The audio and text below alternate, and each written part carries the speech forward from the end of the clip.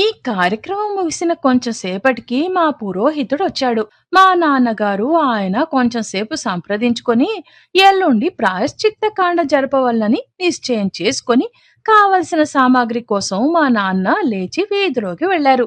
మరో 10 నిమిషాలు మా పురోహితుడు నా యోగక్షేమములు విచారించి ఆయన వెళ్లారు. మర్నాడు ఉదయం నేను లేచి అవశిష్టములకు చెంబు తీసుకుని బయటకు భయపడుతూ వెళ్ళాను. అందులోనూ కొంచెం పొద్దెక్కిన తరువాత కావడాన మరీ సిగ్గనిపించింది. ఇక్కడ ఈ మాత్రం మార్పేనా రాలేదే అని విచారిస్తూ గత్యంతరం లేక పైకి ఎంతో దూరం వెళ్లి తిరిగి వస్తూ దారిలో ఉన్న చెరువులో స్నానం చేయవలని బుద్ధి పుట్టింది.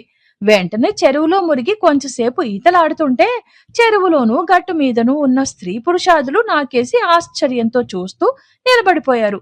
ఇంతమంది నన్ను చూస్తున్నారు అనే జ్ఞానం కలగ్గానే ఏదో తప్పు చేసినట్లు సిగ్గుపడుతూ పైకి వచ్చి ఒళ్ళు తుడుచుకుంటుంటే ఒకరిద్దరు గ్రామవాసులు పెద్దవారు, ఏమయ్యా, సీమకు వెళ్లిన 3 ఏళ్లైనా ఈత మర్చిపోకుండానే వచ్చారే?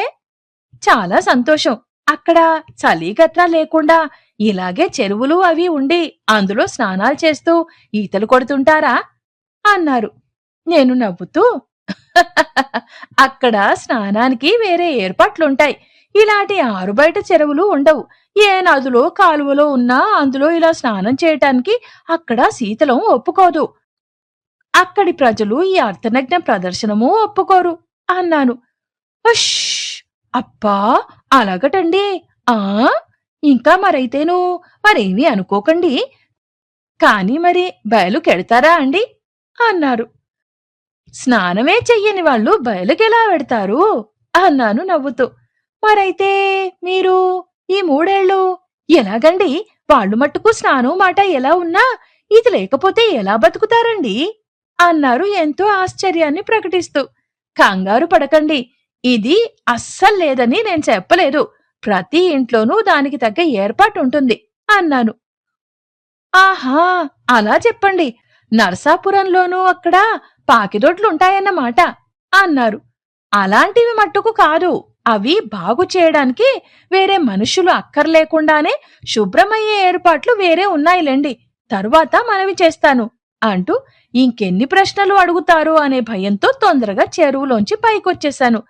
మరైతే బాబూ అని వారింకా ఏదో అడుగుతూ తరుంకూత పట్టకుండా గబగబా పరుగు తీసినంత వేగంతో ఇంటికి చేరుకున్నాను. మా వీధి అరుగు మీదను సుమారు 40-50 మంది గ్రామ పెద్దలంతా అన్ని వర్ణముల వారు సభ తీర్చి నా కోసం ఎదురు చూస్తూ కూర్చున్నారు. సత్యాన్రా దేవుడా, అక్కడ తప్పించుకున్నా ఇక్కడ తప్పేటట్లేదు.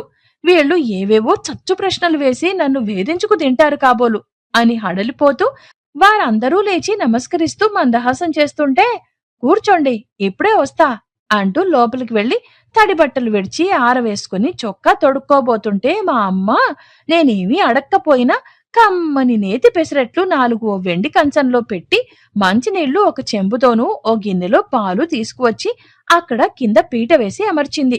నేనెంతో ఆనందంతో ప్రాణం లేచి వచ్చి ఇలాంటి పెసరట్లు 3 ఏళ్ల తర్వాత తింటుంటే ఎంత సుఖంగా ఉందో వర్ణించలేకుండా ఉన్నాను. తరువాత పాలు తీసుకుని వీధి అరుగు మీద నా కోసం వేచి ఉన్న గ్రామ పెద్దలను కలుసుకోవడానికి వచ్చాను. నేను రావడంతోటే వారంతా మళ్లీ లేచి నుంచుని ఓ వైపున ఉన్న అరుగు మీద వారు కొంచెం వెనక్కు సర్దుకొని నాకు చోటు వేసి నన్ను కూర్చోమన్నారు. నేను కూర్చోబోతుంటే మా ఇంటి చాకలి, ఒక్క మాట ఉండండి బాబయ్య, సాపా బాలీసు తెస్తా అంటూ లోపలికి వెళ్లబోతుంటే వారించి, వద్దులేవోయ్, వారందరూ కూర్చున్నారు కదా, నాకు మట్టుకెందుకు అన్నాను. వాడు తెల్లబోయి కిందకి తప్పుకున్నాడు. ఒక్క క్షణం ఎవరు ఎలా సంభాషణ ప్రారంభించాలో తెలియక తటపటాయిస్తూ ఉంటే ఒక రాజుగారు పెద్దవారు, బాబూ, పార్వతీశం బాబు, ఎప్పుడొచ్చారు? నేను రాత్రి ఇంటికి వచ్చేసరికి చాలా ఆలస్యమైంది. అప్పటికప్పుడే మీరొచ్చారని, కొత్త మనిషి అయ్యారని అందరూ చెప్పుకుంటుంటే చూద్దామని ఎంతో మనసు తొందరపెట్టినా అప్పటికి మీరు పడుకొనుంటారని మా వాళ్ళు వెళ్ళొద్దన్నారు. అందుకని మనసు ఎంత పీకుతున్నా ఆగిపోయి పొద్దున్నే లేచొచ్చాను అన్నారు.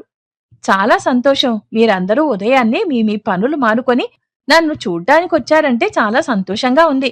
ఏమిటి విశేషాలు? ఈ ఊరు వదిలి మిమ్మల్ని అందర్నీ విడిచిపెట్టి ఎక్కడో దూరదేశానికి వెళ్లిపోయినా నా ప్రాణం తరచూ ఇక్కడే తిరుగుతూ మిమ్మల్ని అందరినీ చూస్తూ మీతో మాట్లాడుతూ ఈ వీధులంటా పొలాలంటా కాలువగట్టలంటా తిరుగుతున్నట్టే ఉండేది. మీరందరూ క్షేమంగా ఉన్నట్టేనా? కాలమానము వ్యవసాయాలు బాగున్నవి కదా అన్నాను. అయ్య బాబోయ్ బాబూ, మన పార్వతీశం బాబుకి అన్నీ ఎరుకే, మనని ఎవరిని మర్చిపోలేదు అన్నాడు మా మాజీ రైతు ఒకతను. అక్కడంతా కొత్త కామోసేమండి అని ఓ యువకుడు అడిగాడు. అవునోయ్, అంతా కొత్తే మరి అన్నాను. మరైతే ఎలాగండి బాబయ్య అన్నాడు. ఇంతలోనే అక్కడ అందరూ ఇంగ్లీషే మాట్లాడతారా, లేకపోతే మన భాష కూడా ఉంటుందా అని అన్నాడు ఒకతను. అయ్య బాబోయ్ బాబూ, మన సినపిల్లల మాటేంటండి, ఆళ్లకి ఇంగ్లీషు వస్తాదా అండి అన్నాడు మరొక ఆసామి. నేను నవ్వుతూ, తల్లిదండ్రులు మాట్లాడే మాటలే కదా పిల్లవాళ్ళు నేర్చుకునేది, పెద్దవాళ్ల మాటలు చిన్నవాళ్ల పాటలు అనే సామెత కూడా ఉన్నది కదా మనలో అన్నాను. అయితే ఇల్లు కూడా మన ఇళ్లల్లా ఉండవా అండి అన్నాడు. ఇలా ఉండవు, కాని అక్కడ శీతల దేశం కనుక వీధి అరుగుల మీద కూర్చొని కబుర్లు చెప్పుకోవడం, అక్కడే పడుకోవడం లాంటివి ఏవూ ఉండవు అన్నాను. ఇంతలో గుండెలు పగిలిపోయినట్టు, వీధి అరుగులే ఉండవా అండి అన్నాడు. ఉండవు అన్నాను. మరైతే మొహాలు గట్లా కడుక్కోవడం ఎలాగండి అన్నాడు. ఏమో తెలియదు కాని అందుకనే కాబోలు చాలా మంది అక్కడ మొఖాలు రోజు కడుక్కోవడం అంటూ ఉండదు అన్నాను. ఏమిటేమిటి అన్నాడు ఒక రాజుగారు గోడను జారగిలబడి ఉన్నప్పుడు.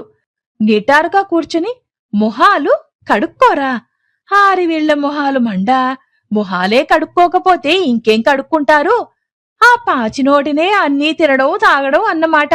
అయ్య వీళ్ల మొహాలు తగలయ్యా. అదేమి దేశమయ్యా పార్వతీశం బాబు, ఆ పాడు ఎక్కడ దొరికిందయ్యా నీకు వెళ్ళడానికి అన్నాడాయన గుండెలు బాదుకొని. ఏదో ఒక్కొక్క దేశానికి ఒక్కొక్క అలవాటు ఉంటూ ఉంది. ఎక్కడిదాకానో ఎందుకు, మన పక్కనున్న తమిళ సోదరులు నాలుక గీసుకోరు, అలా అని వాళ్ల మొహాలు తగిలేస్తావా, నాలుకలు కోసేస్తావా? వారిలో ఎంతమంది విద్వాంసులు, మేధావులు, పండితులు, వేదాధ్యయనం చేసిన వారు ఎంతమంది లేరు కనుక. మరైతే బయలుకు వెళ్ళడానికి బయల్లేవైనా ఉంటాయా అండి అన్నాడు. ఎంతో దీనంగా ఒకతను ఆ క్షణంలో ఆ అవసరం తనకి కలిగినట్లు. నేను కొంచెం నవ్వుతూ, బయళ్ళు, బేళ్లు, గుట్టలు, కొండలు కావలసిననుంటాయి, కాని అక్కడ ఇలాంటి పనులు చేయడానికి వీల్లేదు, ఎవరు చేయరు కూడాను అన్నాను. ఇదెక్కడి సావొచ్చిందండి, పొద్దున చేయవలసిన రెండిటికీ వీలు లేకపోతే వాళ్ళెలా బ్రతుకుతున్నారు, మీరెలా బ్రతికి బయటపడ్డారు అన్నాడు మరొకాయన. నేను సమాధానం చెప్పేలోపునే, బయళ్లల్లో బయలుకి వెళ్లకూడదంటారు, కాలువల్లోనూ నదుల్లోనూ జలకాలాడకూడదు అన్నారు, ఇంకేంటి చేయవచ్చును అన్నాడొక ఆసామి. జీవితంలో చేయడానికి ఈ మూడు తప్ప మరేమీ లేవన్నట్టు.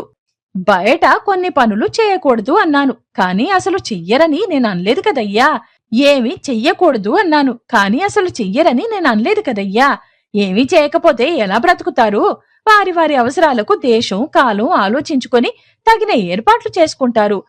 వాళ్ళు పొద్దున్నే లేస్తారు, అవశిష్టాలు తీర్చుకుంటారు, భోజనాలు చేస్తారు, ఇళ్లల్లోనే ఉంటారు అనే మాట పూర్తి కాకుండానే, అయితే పెళ్ళిళ్ళు అవి ఒకతను సంధించాడు. పెళ్ళిళ్ళు చేసుకుంటారు, తర్వాత అన్నీ జరిగి పిల్లల్ని కూడా కంటారు అన్నాను. దాంతో కొందరు ఆ ప్రశ్నలు మానివేయగా ఒకాయన, బాబూ, ఏదో వెర్రిమొర్రిగా మాకు తెలియక అడుగుతున్నావు, అక్కడ పద్ధతులు అవి ఎలా ఉంటాయో, జీవితం ఎలా సాగుతుందో, వాళ్ల సంసారిక పద్ధతులు ఎలా ఉంటాయో కాస్త మీరు వివరించి చెప్తే వినాలనే కుతూహలంగా ఉంది అన్నాడు. అలాగే, చెప్పడానికి నాకేమీ అభ్యంతరం లేదు. ఆ కథంతా ఇప్పుడు ప్రారంభిస్తే కొండవీటి చాంతాళ్లాగా ఎంతో పొడుగై సాయంత్రం దాకా పడుతుంది. మనం భోజనాలు బొట్లు మానుకొని ఓపిగ్గా కూర్చుందామంటే చెప్పడానికి ఏమీ అభ్యంతరం లేదు అన్నాను. దాంతో అందరికీ ఉత్సాహం సగం చచ్చింది. అయినా ఊరుకోకుండా ఓ ఆసామి, బాబయ్యా, అక్కడ అందరూ తెల్లగానే ఉంటారటండి, లేక మనలాగా కూడా ఉంటారా అన్నాడు. నా బోటిగాళ్లు మన వాళ్ళెవ్వళ్ళైనా అక్కడికి వెళ్లిన వాళ్ళు తప్ప తక్కిన వాళ్ళంతా తెల్లగానే ఉంటారు. అయితే పిల్లలు కూడా తెల్లగానే ఉంటారటండి అన్నాడు. ఓరి వెర్రివాడా, తెల్లవాళ్లకు తెల్లపిల్లలు పుట్టకపోతే నల్లవాళ్లెలా పుడతారయ్యా? అలాగే ఎక్కడో 100కో 1,00,000కో పుట్టి ఉంటే అక్కడేదో తిరకాసు జరిగిందన్నమాటే అన్నాను. అక్కడున్న వాళ్లంతా గొల్లున నవ్వారు. ఆ ప్రశ్న అడిగిన ఆసామి నా సమాధానంలో ఉన్న అంతరార్థం గ్రహించలేకపోయాడు పాపం. అందరూ లేవబోతున్నారు. ఒకతను చటుక్కున, బాబయ్యా, మరి భోజనం మాటేంటండి, అక్కడందరూ భోంచేత్తారటండి అన్నాడు. అన్నం కాదుగాని అంటుండగా, పోనిద్దు, ఒరే, ఏదో గడ్డి తింటారు, మనకెందుకు? ఏ గడ్డి తినకపోతే ఇక్కడికొచ్చి మన నెత్తిన ఎందుకు కూర్చుంటారు? తిండుంటే అసలు ఇక్కడికి ఎందుకొస్తాడు? ఇంగ్లీషోడు వచ్చినా, అరవోడు వచ్చినా, ఎలకలాడొచ్చినా, యానాదోడొచ్చినా తిండి లేకనే గదట్రా. ఎర్రి మొహమ, ఎందుకో మన పార్వతీశం బాబు అంత దూరం వెళ్ళాడు గాని మనోళ్ళు ఎంతమంది అలా వెడతారు అన్నాడు కాబోయే కరణం. చెబుతాలేండి సావకాశంగా, అన్నీ చెప్తాను. మీ పనులు మానుకోవద్దు. సాయంత్రమైన తరువాత మా అరుగు మీదనో, రాజుగారి అరుగు మీదనో, లేకపోతే ఏ పొలంలోనూ కూర్చుందాం. రోజు 1 గంటో 2 గంటలో కూర్చొని కులాసాగా కబుర్లు చెప్పుకుందాం. బోలెడన్ని సంగతులు చెప్తాను నేను అని లేచాను. వాళ్ళందరూ ఎంతగానో సంతోషించారు. చిత్తం చిత్తం, మా బాగా అన్నారు. ఆ పద్ధతి చాలా బావుంటుంది. మనకు చక్కని కాలక్షేపం అవుతుంది అన్నాడు. రాజుగారు అందరూ సెలవు తీసుకుని ఎవరి పనుల్లో వాళ్ళు నాకు వినబడేటట్లు నన్ను మెచ్చుకుంటూ స్తోత్రం చేస్తూ చక్కా పోయారు. మరునాడు బోలెడంత హంగామా. తెల్లవారి లేచేవరకి నా దంతావనాధికాలు ముగించుకొని స్నానం చేద్దామనుకుంటుండగా మా పురోహితుడు చక్కా వచ్చాడు. ఆయన చూడగానే ఈవేళ జరగవలసిన ప్రాయశ్చిత్తకాండ జ్ఞప్తికి వచ్చింది. ఆయన లోపలికి వస్తూ, బాబూ పార్వతీశం, అవశిష్టాలయిపోయినాయా అన్నారు. చాలా వరకైనాయండి, స్నానం చేసి పలహారం ఏదైనా అంటుండగానే నా వాక్యం పూర్తి కాకుండానే, ఆగు నాయనా, ఒక్క మాట ఆగు. ఈవేళ మట్టుకు ప్రస్తుతానికి స్నానంతో నీ కార్యక్రమం కట్టిపెట్టి కడుపు సంగతి మర్చిపో. తరువాత నేను చెప్పినట్టు యథావిధిగా చేస్తేనే తప్ప మీ నాన్న నిన్ను కూడా బ్రతకనివ్వడు. ఇప్పటికే కొంత ఘర్షణ పడి నేను నీ తరపున మాట్లాడి నీకు కొంత శ్రమ తగ్గించవల్లని ప్రయత్నించినందుకు నా నెత్తిన దోసెడక్షింతలు పోశాడు మీ నాన్న. నాకవి చాలు. ఈ వేళకు ఇంకనేవైనా హెచ్చుతగ్గులు వస్తే ఇవన్నీ నీ నెత్తిన పడతాయి. నేను చెప్పలేదు అనుకునేవు గనుక అన్నారాయన. అయితే పొద్దున్నే పరగడుపునే ఇన్ని అక్షంతలు ఎందుకు వేశారు మా నాన్న అన్నాను.